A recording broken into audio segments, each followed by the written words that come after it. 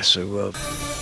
Most people think they have options when searching for the best deals when they...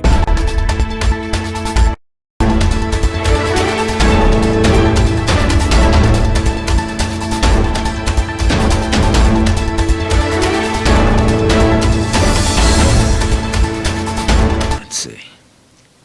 Hey, here we go.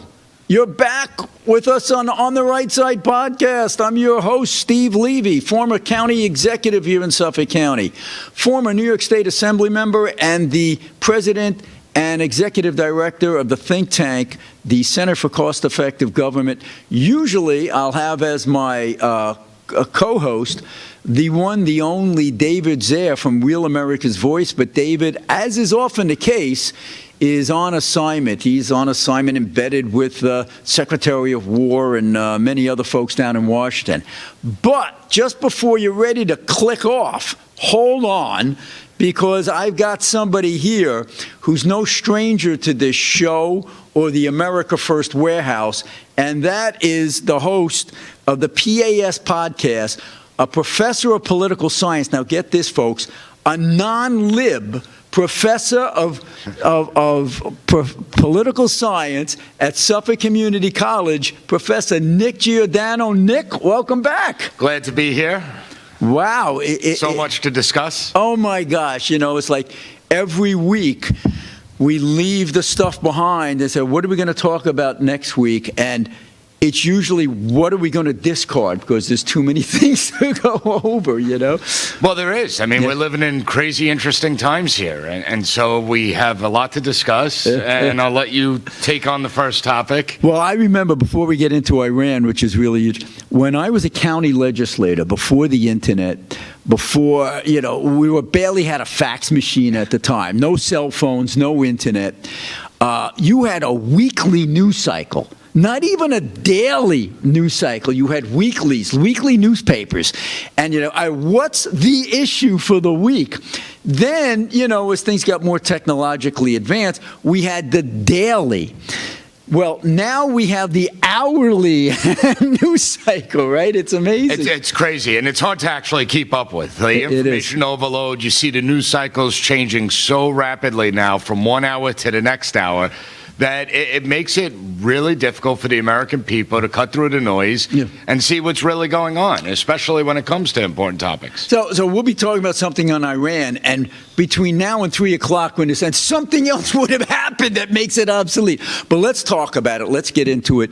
It's one of the issues of our time here, and the question everyone wants answered: is this going to be, you know, a war that's just a few weeks? Or is it going to be the 7-month war that Nostradamus was predicting back in the 1500s?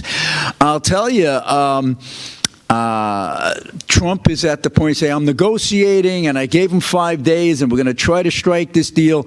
I'm pessimistic. I don't think it's going to happen with the deal. I think this is going to be prolonged. Your thoughts, Professor? Well, as far as the deal itself, I think there's two schools of thoughts. First of all, we have to recognize the government that we're dealing with. They are notorious for lying throughout the years. They are notorious for their attacks on American interests throughout the world, killing Americans throughout the world.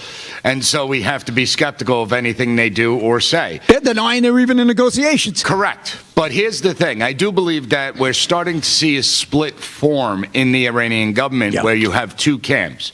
You have the IRGC, which are the militant. That's the military. They're the fanatics. They're the religious fundamentalists. They're looking for the end of times. And then you have the politicians. The prime minister. Correct. The prime minister, the parliamentary speaker.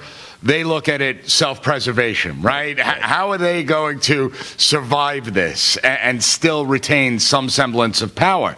So I think what you're starting to see is that the two sides are not in cohesion anymore. The death of the Ayatollah has really killed that bridge. Yeah, you had one decision maker. Correct. And Yeah. now they say, well, the Ayatollah's son was appointed the new Right. Ayatollah. Who you can't even find. But nobody's seen him. He releases 2 statements. They're both read out loud. They're not Right. even audio statements. We have no proof of life. There's reports that he had his legs amputated Right. and he's in ICU. Other reports are that he's dead. Other reports are maybe it was just like a decoy. We're going to say he's the Ayatollah, so they target that and chase their tails looking for him. But the split is really important if it's taking place, because what you're going to start to see, if the Iranian government officials are really communicating with us through back channels, are they going to start giving us information in key IRGC positions, key areas that we need to target? Well, now you're really going to the next step. I mean, obviously the Israelis have had tremendous intelligence, and you wonder, how are they picking off these guys one by one while they're sleeping or they're at a meeting? Someone's a rat. Correct. Somebody in there And I suspect is it's tipping more than them one off. person. Right. There's a whole bunch of them. And, you know there are people who hate the regime and the citizenry. The question is, do you have that military person who is at the point where they could say, okay, let's do a coup like Sisi did in Egypt over the Muslim Brotherhood, or that happened in other places? It really has to come from within the military. But, one of the things you mentioned that caught my ear was the difference in the philosophical outlook between the religious zealots who say, let's die for Allah, and the practical, Human more nature side? cosmopolitan prime ministers and those guys, the politicos, right? And that's a really good point, because it's why I always tell the people who say, well, it wasn't imminent, they're not a threat to us. I say, look, the difference between these crazy people getting a bomb and China and Russia having a bomb, or even North Korea, they're Marxists. They don't believe in an afterlife. They don't want to die. So the idea of mutually assured destruction actually works with them. It does, and it kept the world safe for how Yes. many decades? That does not work with zealots who think their cause in life is to die for the cause, for Allah to get the 69 virgins up in wherever, and you're not dealing with sane people. So it is really key, as you said, Nick Giordano, who is calling the shots in Iran to determine if we're going to be able to get some kind of an agreement where they'll stand down and we can have some satisfaction on our end. But the terms of this so-called agreement, the Trump people say it's leaking out here and there. They want no more nuclear anything, not only pursuing the bomb, but any nuclear program for domestic purposes, a 5-year moratorium on ballistics, and no more proxies. You think that's enough, even if they agreed to it? No, I think we're just trying to figure out who's really in charge there. I think it's more intelligence gathering than anything else. And I do think that ultimately we do want to see the toppling of the regime. There is much more than meets the eye. And President Trump is a high-risk, high-reward president. He's going to take risks that no other president in their right mind will do. And if President Trump's successful, it's going to be great for the United States. If he is not successful, it will be a catastrophic disaster for the United States. Everyone's looking at this in the vacuum of it's about Iran and what Iran has been doing in the Middle East for 47 years. The truth of the matter is it's about an axis that's been forming for the last 25 years. Russia, China, Iran, Venezuela, Cuba, North Korea. The axis of evil. Correct. We already took out Venezuela, right? And now we have the new head, Delcy Rodriguez, right. that She's playing ball. Is doing what she's we want. She's a Marxist creep, but she's playing ball because she's scared. She's now in our sphere of influence. Right. You have Cuba that looks like it's on the brink of collapse internally, where the Cuban president even had to come out and say that they are in discussions with the United States. But Iran is the gold prize. Right. If Iran falls, Russia has zero influence in the Middle East. Once Russia lost Syria, Iran was the last place they had influence in the Middle East. When you look at China, China relies 80% of their oil, right? Well, 5% of their oil came from Venezuela, 13% of their oil comes from Iran, and 80% comes from the Strait of Hormuz. Right. So that's 20% of China's oil imports. If the United States is the one that has a friendly Iranian government in place, now China has to pay full price for that oil. They can't get the black market oil.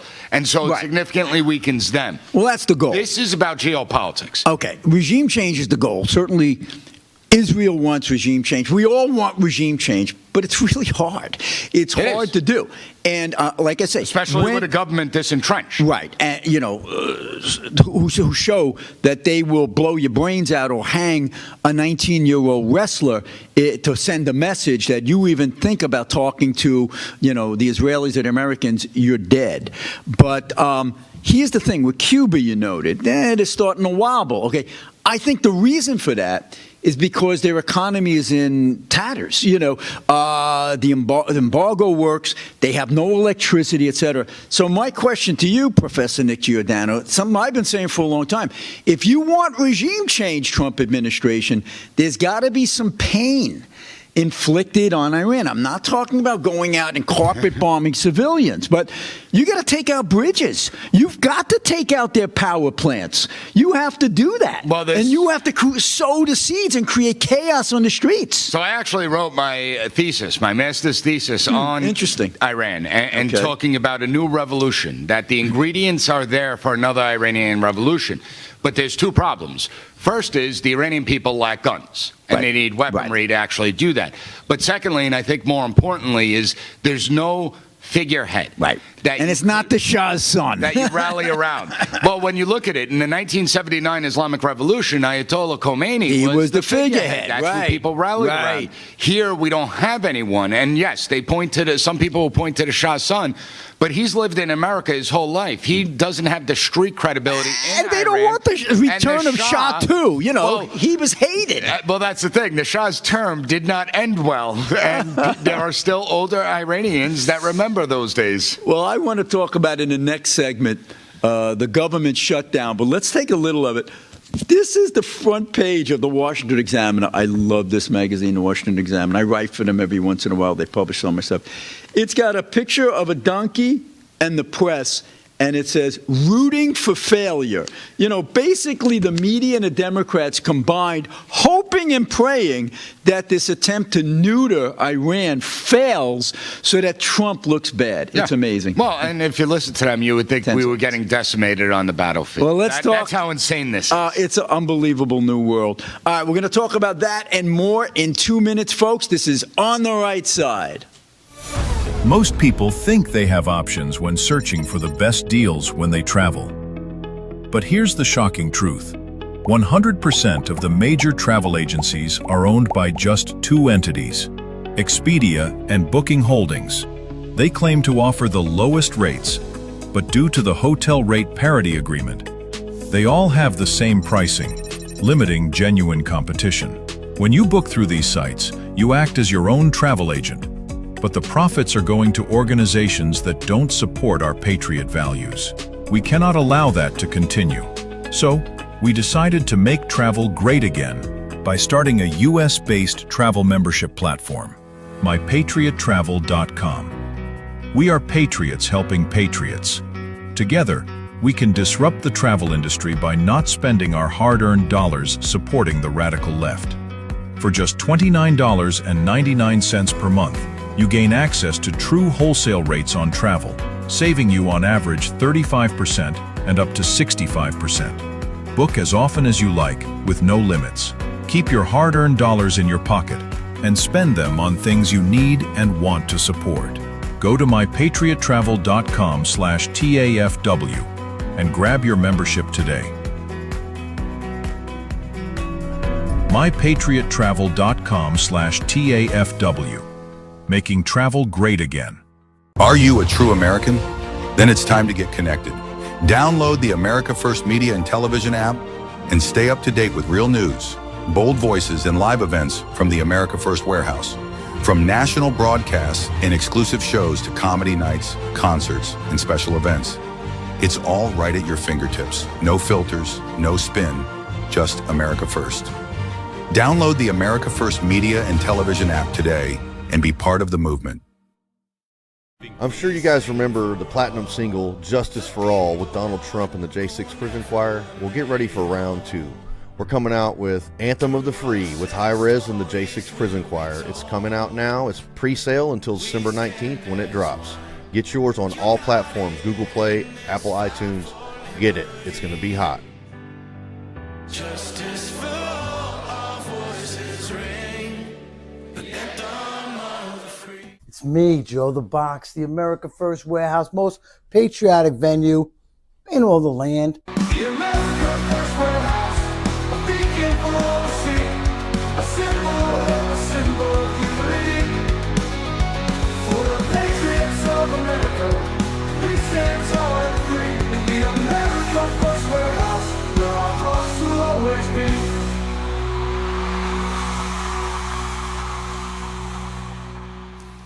Hey, everybody, welcome back to the On the Right Side podcast, coming to you live every Wednesday from 2 to 3 p.m. here at the America First Warehouse on Long Island, New York. If you're ever in the area, you have to stop by this warehouse. It is an amazing museum for patriots, amazing number of events here with some of the top celebrities, conservative celebrities throughout the land. We have to thank Joe the Box, who is the man who has supplied the funding for this amazing place where these podcasts can emanate. So thank you, Joe. And I'm here with Nick Giordano, a professor of political science at Suffolk Community College, subbing for our regular co-host David Zaire from Real America's Voice. And as we left off the last session, Nick, this was the Washington Examiner magazine rooting for failure. You have the donkey Democrats and the press cheering as an Iranian missile strikes a U.S. embassy. Not that that happened, but the idea is that they're rooting for failure. True?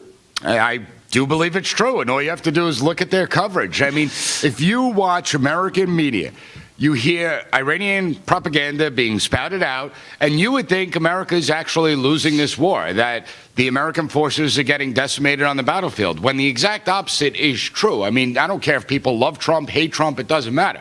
Look at it objectively. Trump laid out 4 strategic objectives. Destroy the ballistic missile capability, destroy their nuclear capabilities, stop with the proxies and limit the proxy capabilities. And then the 4th one, I can't recall off the top of my head. But those are all smart objectives. They're simple, they're measurable, attainable, realistic, and timely. Well, what do we know? We know Iran's ability to launch ballistic missiles has dropped significantly, where they're shooting off over 90% less missiles than today. The drone program was the 4th one. But they're also, they have those intercontinental ballistic missiles now traveling 4,000 kilometers, where they said, oh, we can't go that far, we can only go 2, which shows they're lying, which shows that Trump had reason to go in there. Quick war. And gas prices dropped to, let's say, $1, because he's going to have to get them down to like $1.25 heading into the midterm elections. And you see this shift. So before the break, I was talking about how this is really a geopolitical war. The United States and the world has been trending to this new multipolar order for the last 20 years, where we're seeing the rise of other powers like China and Russia and India, the BRIC nations. If we are successful, Brazil, and you have a stable Middle East, something the world hasn't seen, I think, since the beginning of recorded history, we have never seen a stable Middle East. We slow that shift towards this multipolar world, and we remain in the unipolar, America-dominated world where we control the global order. And the reason that's important is not to act like the world's police, men and women, and go around and stop every to make sure your shipping lanes are open. Exactly. I was just going to say that. It's to make sure that global trade can go on unencumbered outside of any threats, because look at what Iran did with the Straits of Hormuz. Right. Now imagine China with the trillions of dollars that get shipped through the Pacific each and every day, if they're the ones in charge of the Pacific and not us. Well, I like what you said a little earlier about, like, with North Korea. Oh, well, they don't have it yet. They don't have it yet. We know that Iran never relented on their quest for a bomb. And unlike Korea and the Marxist nations, you know they want to use it. Korea just wants to stay in place and maintain their power, right? the goal of Iran, the Muslim, Islamic, radical philosophy is we spread it throughout the world. But let's say even if they didn't want to use it, the reason it's so dangerous if Iran ever got a nuclear bomb You can't is respond because conventionally. Saudi Arabia Oh, that's is going to true. want a nuclear bomb. That's The true, United too. Arab Emirates, Egypt are going to want nuclear bombs. And what you would see is nuclear proliferation in the most conflicted region Yeah. on the planet. Like the one place you do not want to introduce nuclear weapons to is the is Middle right East. there. And the point that I was getting at as well is that with Iran, that would certainly want to use this bomb at some point. The question is, what's imminent? And I always respond, would you rather be a day early or a day late? If you're a day early, it's not a big deal. If you're a day late, there's millions of people who are going to be dead and evaporated. Absolutely. So, yeah. So, And let's be honest, every single president prior has kicked the can down Right. the road, allowing Iran to build credit up. So Trump for having whoever the the guts to next do it. president of the United States is, if this is successful, again, they should be thanking Trump. Right. Because, Right. listen, President Trump was the only one with the cojones to take out Soleimani. President Trump is the only one with the cojones to take on Iran in a military capacity. Take out their No bunkers. other president would have done that because presidents like to play it safe. That's exactly Again, right. this could end in failure. There's many But ways this credit, could go you know, sideways. credit to have the backbone to say we have to do this for the country. I'd rather lose the midterms than lose this war. Okay, so God bless the president for at least taking it on. Well, that that's way. what annoys me about the media and the Democrats. Because once you're in war, We you used to have to rally win. around.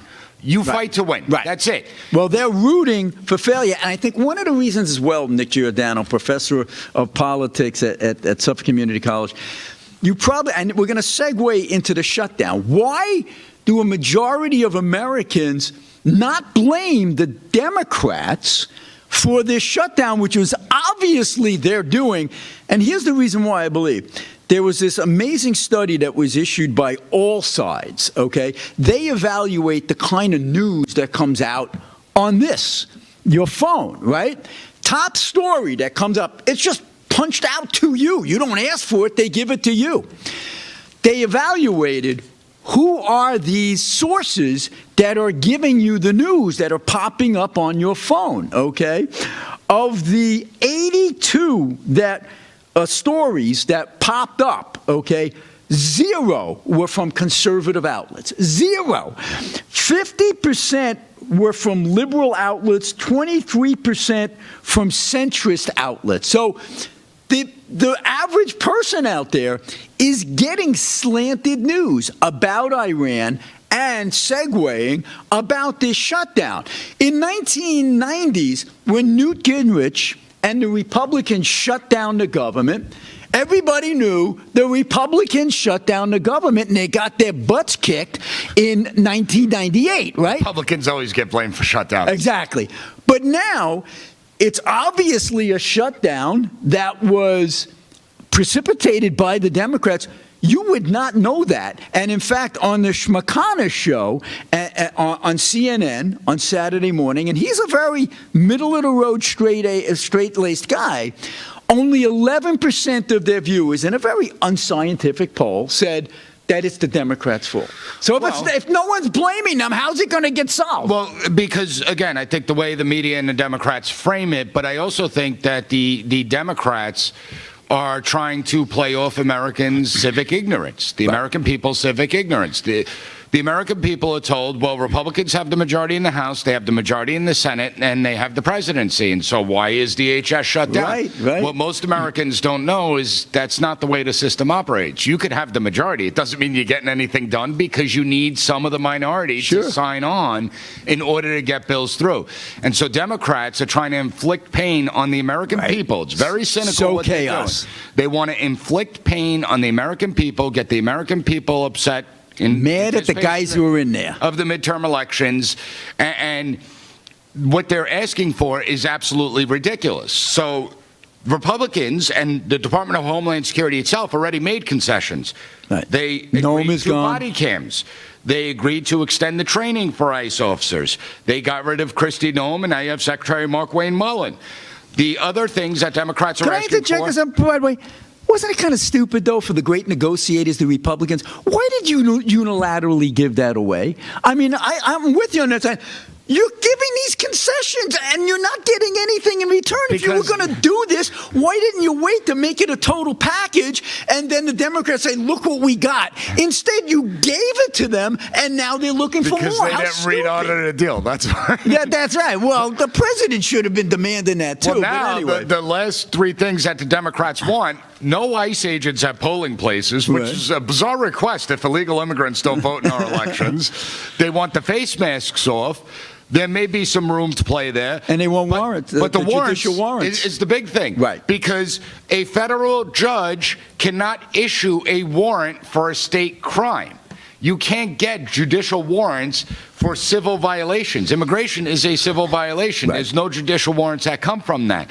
So you have to get the people that committed state crimes, and a federal judge can't issue those because of our system of federalism. Again, it plays off American civic ignorance. And speaking of civic ignorance, I know a lot of pundits who don't even understand the difference between an administrative warrant and a judicial warrant. And it's always been the case, it's been in the law before Trump, that when you want to arrest and detain and deport an illegal alien, you do it through an administrative warrant. Correct. A judicial warrant is a judge on the bench.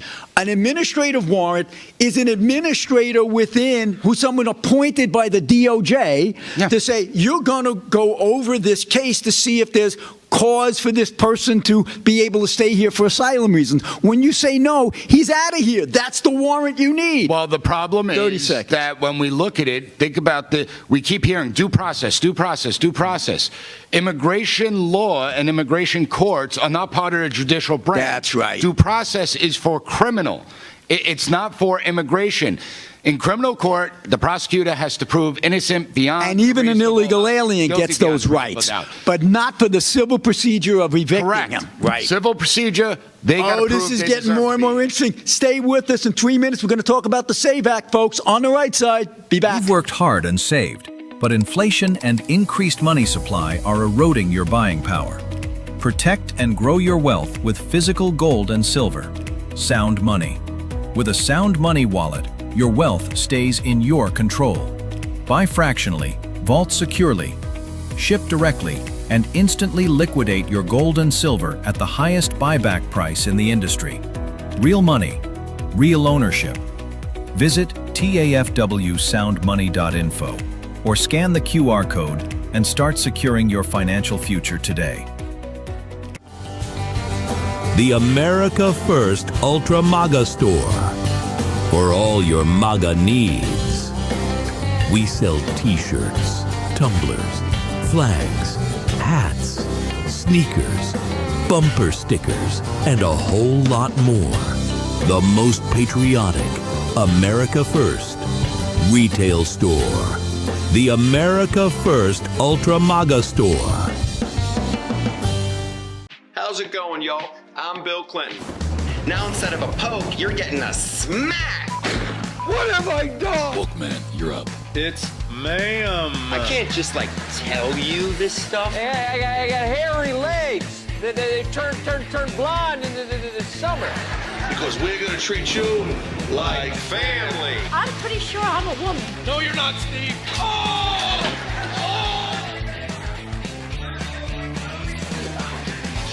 Do you like camping? The entire city is your campground. There is no law. Anything goes. It's a Diddy cruise.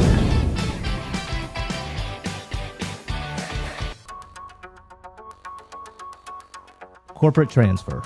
Fine professional, moving and storage, and inventory management.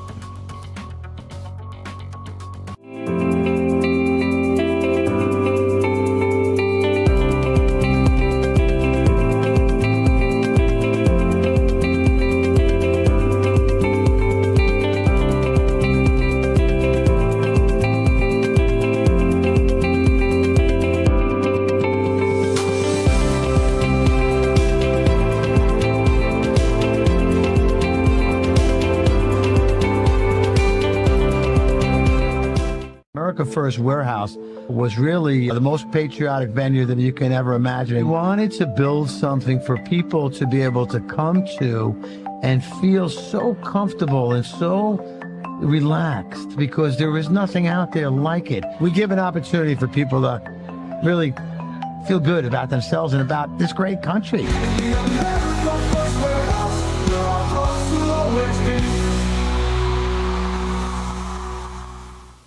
Hey, folks, welcome back to part 3 of the On the Right Side podcast, coming to you live every Wednesday, 2 to 3 p.m. at the First America Warehouse here in Ronkonkoma. Thank you, Joe the Box, for making this all possible. And by the way, in one of those commercials you've been seeing in between our sex, they talk about buying gold and silver. Joe the Box turned me on to doing that myself a couple of months ago, and I'm so glad I did with all the volatility in the world today. Good time to have some of those commodities. And if you want to learn more about it, you can go to soundmoney.com to find out all the intricacies of that. Anyway, David Zaire, my usual awesome co-host who comes from the Real America Voice outlet, he is on assignment today, but fear not, because we have the one and only Nick Giordano, a non-lib professor of political science. Believe it or not, there's at least one of them here on Long Island at Suffolk Community College. Welcome back again. Always a pleasure to join. My friend Nick. Okay, so we talked about Iran. We talked about the shutdown. Let's segue from the shutdown into the SAVE Act, because the other day the Republicans came to the president and said, we think we got a deal here, because the Dems who are playing this game and refusing to fund Homeland Security, here's what we'll do. We will get Homeland Security funded, and then we'll fund ICE further through reconciliation, which only requires 50 votes. It's at that point that I was kind of shocked, because the president said, well, I want to tie it to the SAVE Act. And I think that's a non-starter. I think that will eventually fall off the table, and the SAVE Act will have to be determined on its own merits. But what are these Democrats scared of, to say that you have to prove your citizenship to get registered and show an ID at the polling place? They're lying when they say you have to go to the polling place with your birth certificate and your passport. You don't. You just have to show your ID. But when you register, you have to show you're a citizen. What's wrong with that?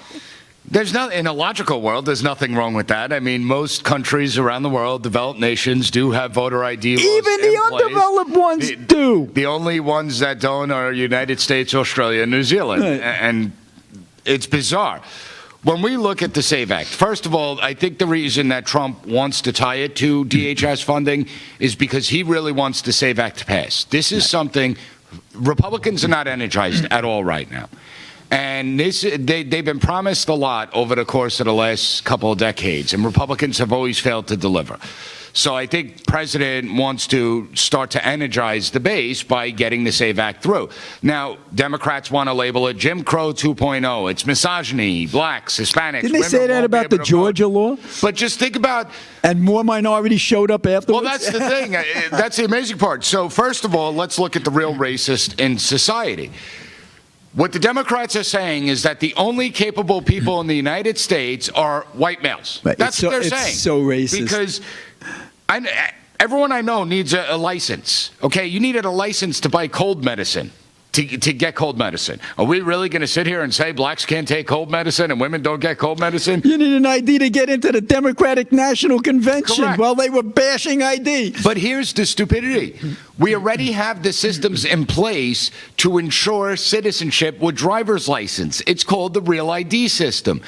All we have to do is change one little mechanism that you have to prove your citizenship status to DMV now, as of today, before the SAVE Act. All DMV has to do is put a C on your driver's license that indicates you're a citizen. Problem solved. Now, if the SAVE Act does get passed, the reality is it doesn't do anything to anyone already registered to vote. Everyone registered to vote remains on the voter rolls. You don't have to show birth certificate or Very like that. few people know that. Of course they don't. Right. The only ones it impacts are the ones that are newly registered voters. Right. And they would have to show citizenship. But by the way, you mentioned enhanced ID, right? I had it. You read my mind, okay? I had to do it. You had to do it. Millions of women had to do it to get on a plane. You actually had to go to DMV with your papers. Yes. And you had to sit down with a DMV guy or gal and say, here it is, here's my book. They managed to do that okay. Well, that's the frustrating part. I mean, think of it this way. So someone on Social Security dies, and within days, the payments get cut off. That's it. It's terminated. Supposedly. So you're telling me that we don't have the mechanisms in place to connect DMV with the Board of Elections, because as far as I know, they're collecting voter registrations at all the DMVs. All we have including illegal aliens. Correct. And that's how we stop this problem. Now, Democrats will say, well, there are no illegal aliens vote in our elections. Two things. First of all, we do have several cases where illegal aliens vote. Including a superintendent of schools in the state of Iowa who was an illegal alien who was registered to vote. Okay. Correct. Secondly, the reason that we don't know the scale of the problem is because we've never forensically looked at our elections. You don't know what you don't know. I think that we do need a nationwide audit in every single state, and this would be a multi-year process. So it wouldn't be partisan. You wouldn't be targeting, Democrats or Republicans. Do an audit, a forensic audit in every single state, every single ballot cast. The Democrats are suing. Democrat attorneys general are suing They don't want to turn over the voter rolls. They don't want to turn over the. Now, why don't they want to turn over the voter rolls, folks? Because they don't want the dead people purged from the rolls. Now, why wouldn't you want dead people purged from the rolls? Because if you're smart like the Chinese communists are, who, by the way, were intercepted when they tried to, the FBI intercepted 25,000 mail-in ballots from the Chinese communists into Illinois. Why would they do that, right? Think about how easy it is. You do a cross-reference of all the people who died in the last 5 years, cross-reference to that, to how many of those names are still on the voter rolls. Wow. Now you know they're dead and they're on the rolls. You take the absentee ballot that they're sending out like nothing, you sign the dead person's name, you mail it in, you put it in a drop box, no chain of custody, voila. It's not that hard. And this is not a new problem. We could go back to the Kennedy-Nixon race where there was a lot of dead people voting in that election. In Illinois, specifically, Correct. right. So some things never change. And it doesn't even take the dead people. All you have to do, we have cases where people will go to vote on election day, and the election era, the person that's then there is, you already voted. Well, no, I didn't. Right. You already been on the ballot. That's exactly it. And so we see people's identity getting stolen, votes cast on their behalf. And again, it's not like widespread. We don't hear about these cases a lot, but it is a problem. And we have to clean up our voter system. Right. The voter rolls have always been a disaster. And Republicans for years have been trying to get a handle on the voter roll, who's moved out of places, who has died. Why do Democrats fight tooth and nail? So right now they'll say, well, if Trump gets hold, if his administration gets hold of the voter rolls, they're going to eliminate all these Democrats from the voter rolls. If that was the case, well, then why have Democrats been rejecting turning over the voter rolls for literally 30 years at this point? Yeah. It's insane. And, the question comes down to why would anyone want to stop dead people from getting off the rolls unless you want to cheat, all right? Why would any party say, no, we don't want to have more verification of the signature that comes in, we want less. So instead of having two people at the board verify the signature, it's only one, unless you want to cheat. Why would a state attorney general issue an order, as has happened, saying, we presume that the mail-in signature is valid unless you want to cheat, right? And the comeback we always get is, well, it's so limited, you can't prove the fraud. Well, you can prove some elements of fraud, but it's, again, not so much what you know, it's what you don't know and what you're trying to prevent. And you don't need massive fraud. In some elections, you need 5 votes that tilt it. People, and I'll end on this one, Nick.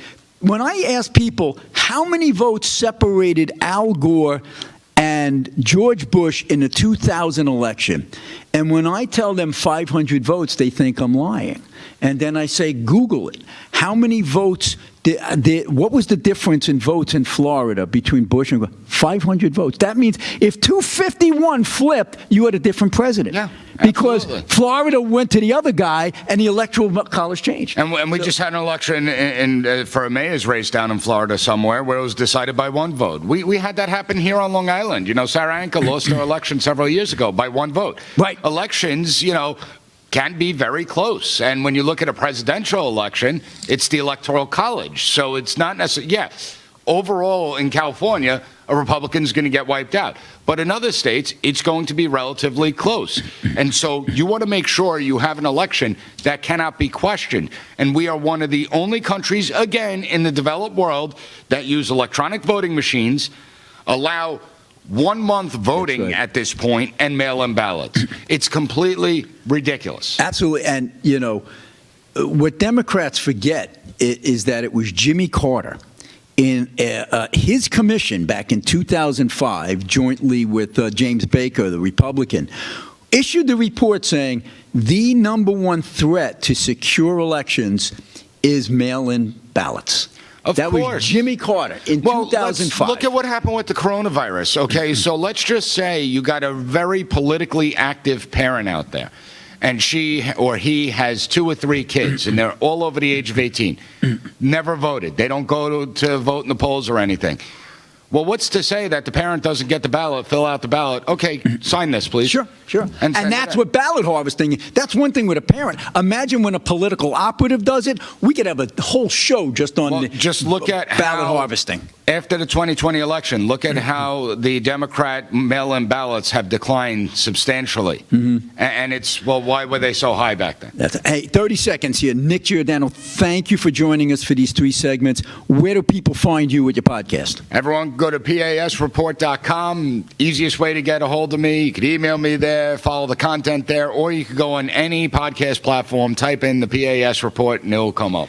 Amazing. We're really lucky to have you teaching our kids, because so many of these professors these days are indoctrinating our kids with poison, having them graduate hating America. We have a real patriot here, folks, in Nick Giordano. Thank you, Nick. We'll see you in 3 minutes, folks.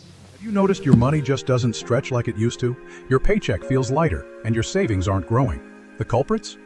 Inflation and increased money supply. They've both been quietly eating away at your purchasing power for years.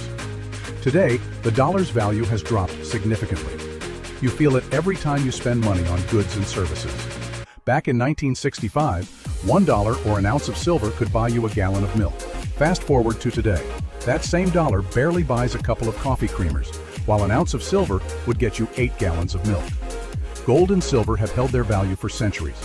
If you had 2,500 ounces of silver back in 1965, you could buy a brand new Ford Mustang. Today, 2,500 ounces of silver would buy you 2 Mustangs.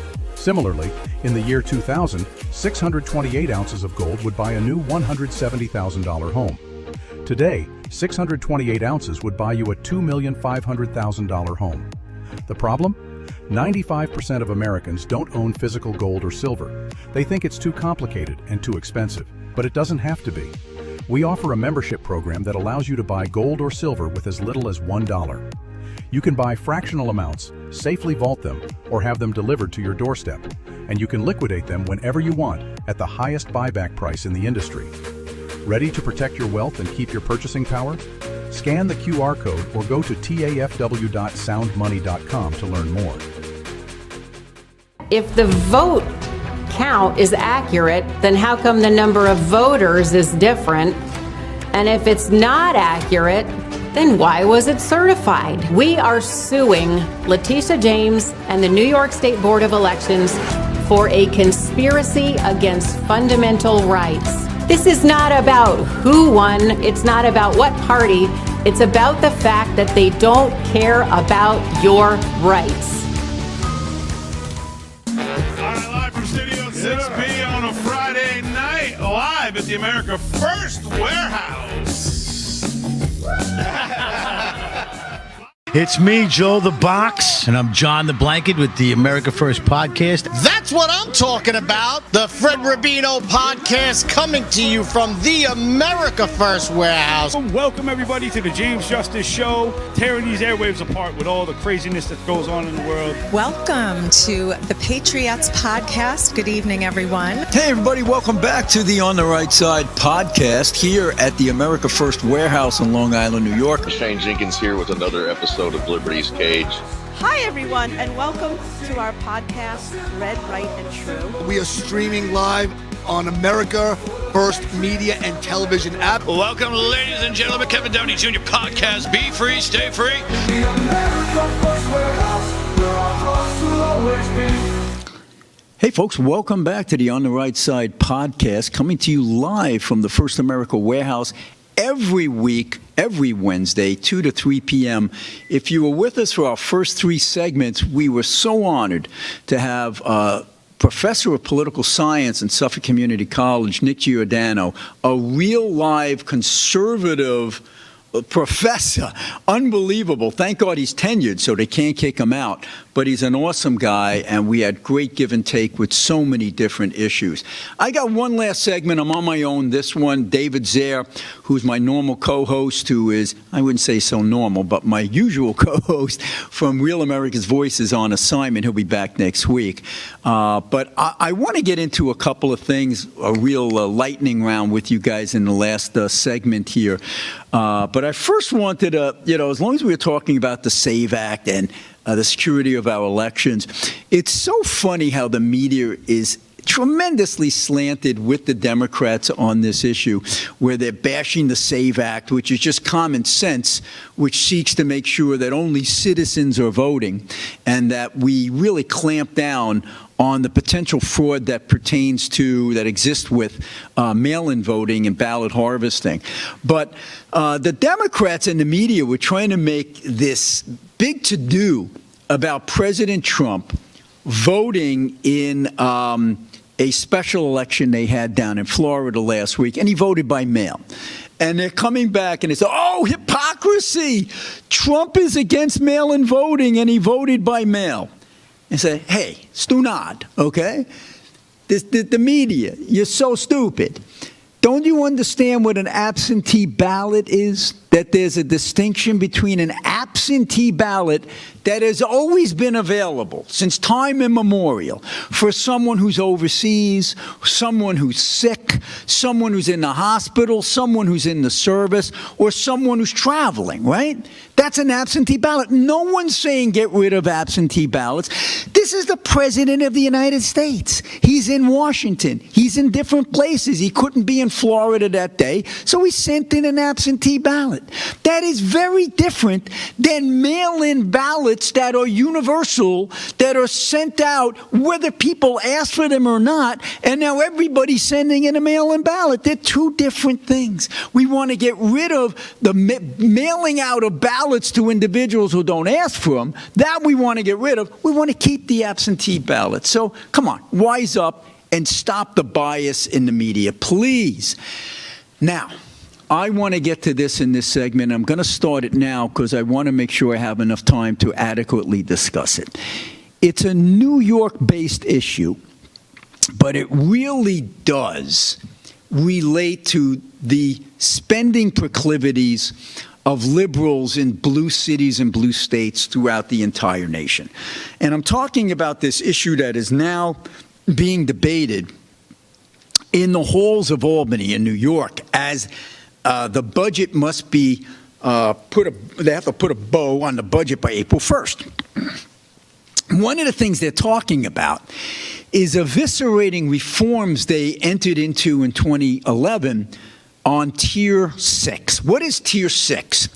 All these municipal employees, when you are hired, depending on when you're hired, you go into a tier. People who were hired in the 70s are Tier 1. They have tremendous benefits. Then you have Tier 2, Tier 3. I was hired in the 80s. You're Tier 3 and 4. And then the tiers keep going up. And the reason you have different tiers is because every once in a while the state government wants to change the the rules, the regs, the perks, the benefits that pertain to that particular group of public employees.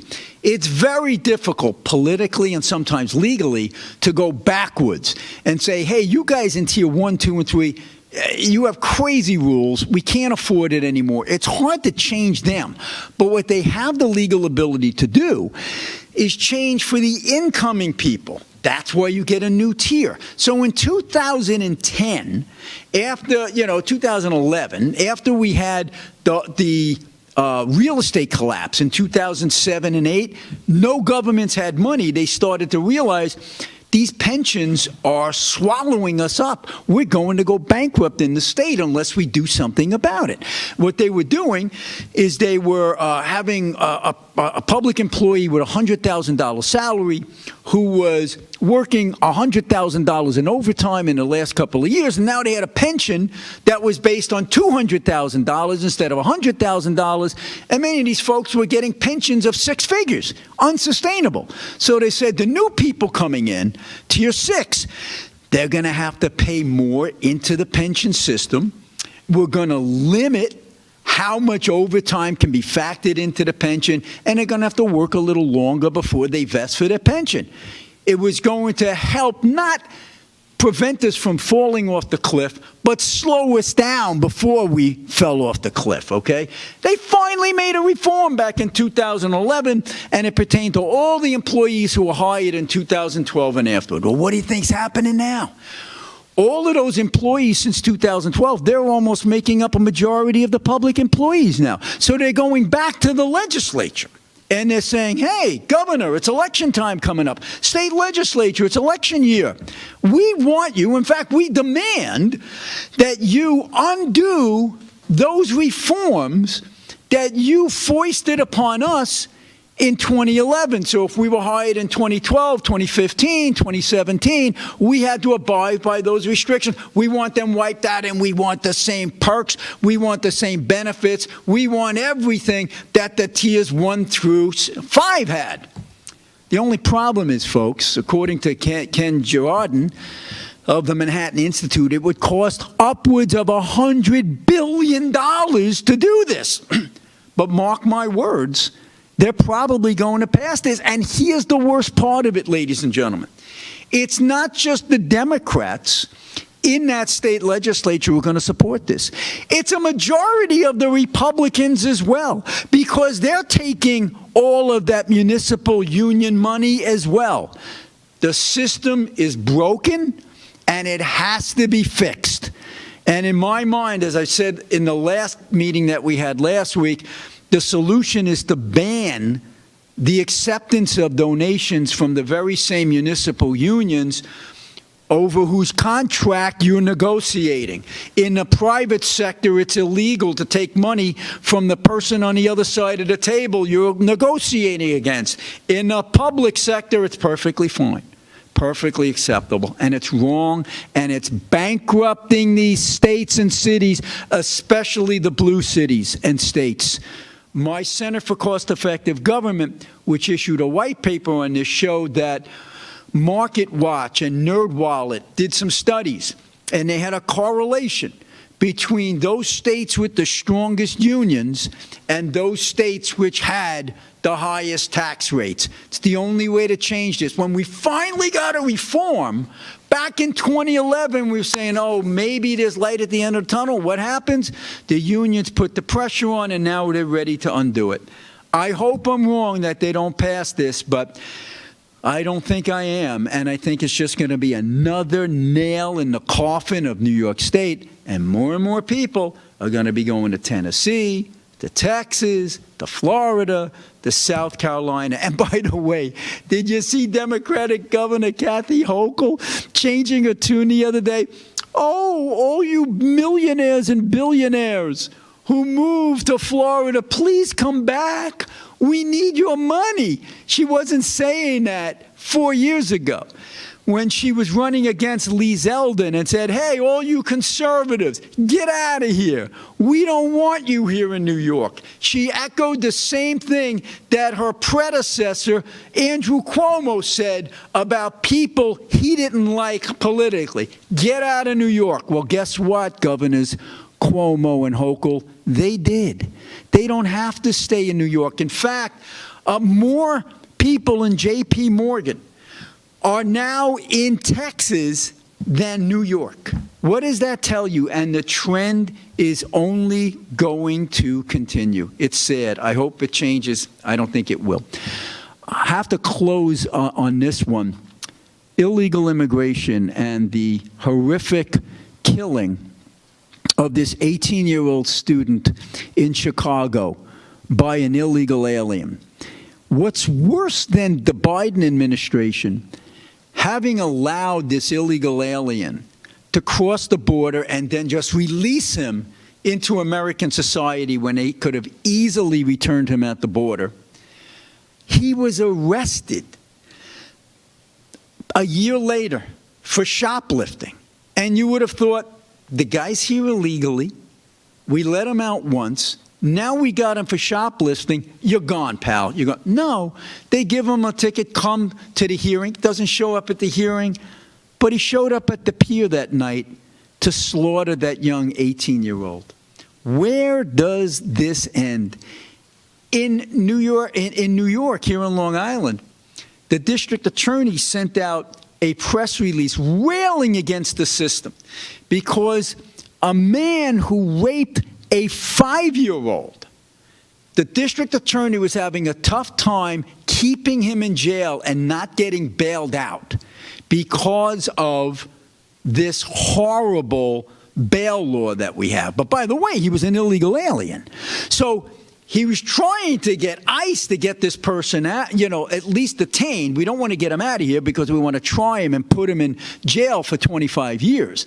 But now the state Democrats want to prohibit the district attorney from even talking to ICE. That's how absolutely insane they've become. Folks, we've got to wake up. You've got to get energized. You got to get out there and vote. The Democrats and the Trump haters are energized for these midterms. We cannot let them get control once again of the House or the Senate. They are longing to go back to the Biden days with 20 more illegal aliens coming into this nation. We still have hope, and it's because of programs like this on the Right Side podcast, folks. I hope you'll come back with us next Wednesday so we talk about more hot topics of the day. Steve Levy signing out. We'll see you next week. God bless.